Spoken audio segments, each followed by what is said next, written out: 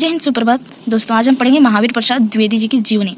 ऐसे महान शख्स जिनके नाम पर करीब 20 वर्ष अंकित है। 1900 से 1920 ईस्वी तक द्विवेदी युग के नाम से जाना जाता है। इन्हीं के नाम है द्विवेदी युग। इनका जन्म 15 मई 1864 ईस्वी को रायबरेली जिला दौलतपुर गांव में हुआ था और इनकी मृत्यु देहावसान 1938 21 दिसंबर 1938 को।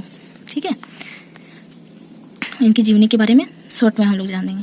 प्रारंभिक शिक्षा गांव की पाठशाला में हुई। अंग्रेजी के अध्ययन के लिए रायबरेली की स्कूल में भर्ती हुए। बाद में फतेहपुर में पढ़े और वहां से वे अपने पिता के पास मुंबई चले गए। मुंबई में इन्होंने संस्कृत, गुजराती, मराठी और अंग्रेजी भाषा का सम्यक ज्ञान प्राप्त किया। संस्कृत के महान विद्वान थे कालिदास। उनकी जो रचनाएं हैं, विज्ञान शाकुंतलम और फिर जितनी भी रचनाएं, उनका सब इन्होंने हिंदी में अनुवाद किया है। मिडिल स्कूल में फारसी पढ़ी तथा बांग्ला भाषा का भी अच्छा ज्ञान था। आजीविका के लिए उन्होंने रेलवे में नौकरी की, लेकिन इन्हें साहित्य के प्रति इतना प्रेम था। रेलवे में इनको 200 रुपया मिलती थी और इन्होंने वो नौकरी छोड़ के मात्र 20 रुपया में सरस्वती पत्रिका का संपादन प्रारंभ किया और पूरी जिंदगी साहित्य रचना में ही इन्होंने गुजार दिया। त्यागपत्र देकर पूर्ण रूप से साहित्य के उत्थान में संलिप्त हो गए। 1903 ईस्वी में सरस्वती के संपादक बने। 1903 ईस्वी से सरस्वती पत्रिका का संपादन महावीर प्रसाद द्विवेदी ने स्टार्ट किया था। 1 नंबर में आ सकता क्वेश्चन। ठीक है, 1920 तक लगन के साथ कार्य करते रहे और सरस्वती पत्रिका का 1920 ईस्वी तक लगातार प्रकाशन करते रहे।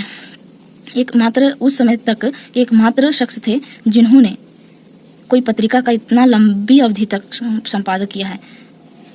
सरस्वती के संपादक के रूप में इन्होंने हिंदी को परिष्कृत रूप दिया। हिंदी खड़ी बोली का प्रचलन भारतेंदु युग से ही स्टार्ट हो गया था, लेकिन उस समय भी ब्रज भाषा अवधि मिश्रित होती थी। लेकिन इन्होंने हिंदी खड़ी बोली का जो व्याकरणनिष्ठ है उसको परिष्कृत करने का प्रयास किया। इनके कवि लोग जो थे, उनकी रचना में जितने संस्कृतनिष्ठ, फारसी, ब्रज मिश्रित थी, उनको हटाकर हिंदी को लाने का प्रयास किया, परिष्कृत किया, परिमार्जित करने का प्रयास किया। इनके प्रोत्साहन से लेखकों की पीढ़ी का निर्माण हो गया। ये खुद रचना तो करते थे, इनके साथ में बहुत सारे उस समय के जो लेखक थे जिनके अंदर लगता था कि नहीं ये लिख सकता है, उन्हें प्रोत्साहित किया, उन्हें मार्गदर्शन किया। एक मार्गदर्शक के रूप में भी रहे। ये कवि, आलोचक, निबंधकार, अनुवादक तथा संपादकाचार्य थे। गद्य पद्य ग्रंथों की कुल संख्या, गद्य में भी लिखे और पद्य में भी लिखे, कुल संख्या 80 है। इन्होंने बहुत सारे अनुवादक भी किए, हिंदी, अंग्रेजी, संस्कृत, बांग्ला, उर्दू, फारसी, सबका अनुवाद किया इन्होंने बहुत सारा, और मूल रचना भी इनकी बहुत सारी।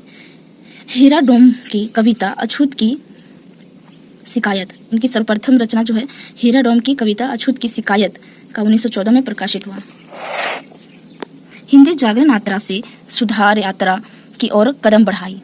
हिंदी नवजागरण का स्टार्ट हुआ था भारतेंदु युग में। इन्होंने सुधार यात्रा, उसमें हिंदी में जो अशुद्धि थी उनको सुधारने का प्रयास किया। सरस्वती का प्रकाशन 1900 ईस्वी में शुरू हुई।